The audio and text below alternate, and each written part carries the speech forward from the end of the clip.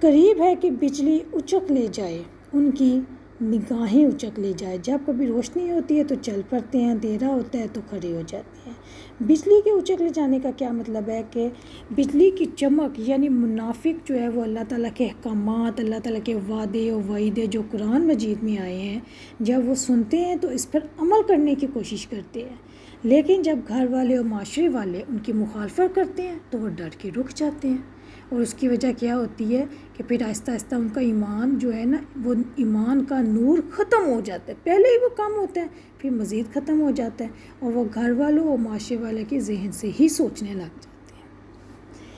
جب کبھی بجلی ہوتی ہے تو چل پڑتے ہیں، یعنی جب ان کے سامنے اللہ کی آیات پڑھی جاتی ہیں جن کے اندر جنت کا ذکر ہے، خوشخبریوں کا ذکر ہے، تو وہ خوش ہو جاتے ہیں، نیک کام کرنے لگ جاتے ہیں، اور جب ان کے سامنے سزائیں بیان کی جاتی ہیں تو وہ ڈر جاتے ہیں، رک جاتے ہیں، اور پھر نیک کام کرنا چھوڑ دیتے ہیں۔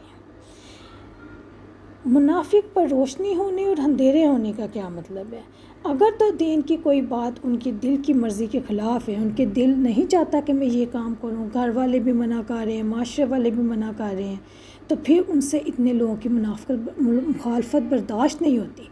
وہ کیا کرتے ہیں؟ اللہ کی آیات کو انسنی کر دیتے ہیں، سنتے ہیں لیکن وہ اسی طرح کہ جیسے وہ ان کے دل پر دستک ہی نہیں دیتی، کیونکہ ان کے لیے ضروری ہوتا ہے اپنے رسم و رواج، اپنے گھر کے طور طریقے دیکھنا، اپنے گھر کا سٹینڈرڈ دیکھنا۔ یہی وجہ ہے کہ ان کے دلوں پر اندھیرا چھا جاتا ہے، اور اگر اللہ تعالیٰ چاہتا تو ان کی سماعت اور ان کی بصارت کو لے جاتا ہے، یعنی اللہ تعالیٰ نے نفع بند علم، یعنی قرآن و حدیث سننے سے بہرے بننے والے، حق دیکھنے سے اندھے بننے والے، جنہوں نے اپنے ایمان کے راستے خود بند کر دیے، ان کو اللہ تعالیٰ ڈرا رہا ہے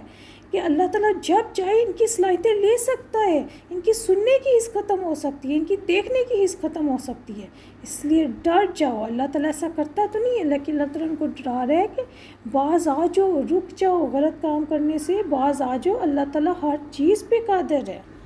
اسی لیے اللہ تعالیٰ کہتے ہیں سورۃ حدید آیت نمبر 113 میں، جس دن منافق مرد اور عورت ایمان والوں سے کہیں گے ذرا ہمارا بھی انتظار کر لو، ہمیں بھی آنے دو تاکہ ہم تمہارے ہی اجالے سے اپنا کام کر لیں، تو ان کو جواب ملے گا پیچھے لوٹ کر اس جگہ چلے جاؤ جہاں نور بانٹا جا رہا ہے، وہاں نور ڈھونڈ لو۔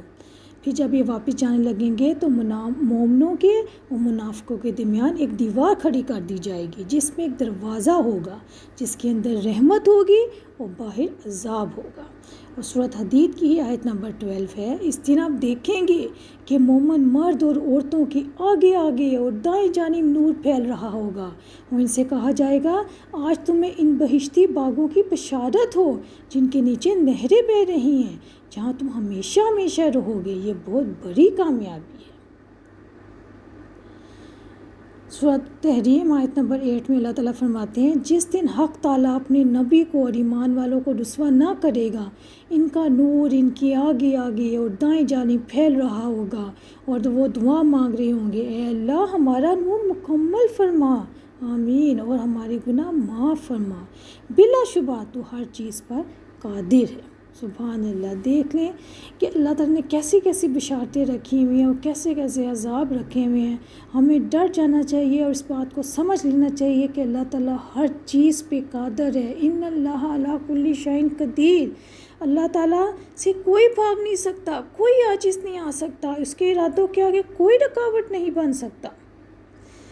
اور جب وہ کوئی کام کرنا چاہتا ہے تو کر گزرتا ہے، کوئی اس کو روکنے والا نہیں ہے، کوئی اس کی مدد کرنے والا نہیں ہے، اور کوئی اس کی مخالفت کرنے والا نہیں ہے۔ اسی لیے اللہ تعالیٰ کہہ رہے ہیں کہ میں منافقوں کے حصے بصارت اور حصے سماعت لے لوں گا۔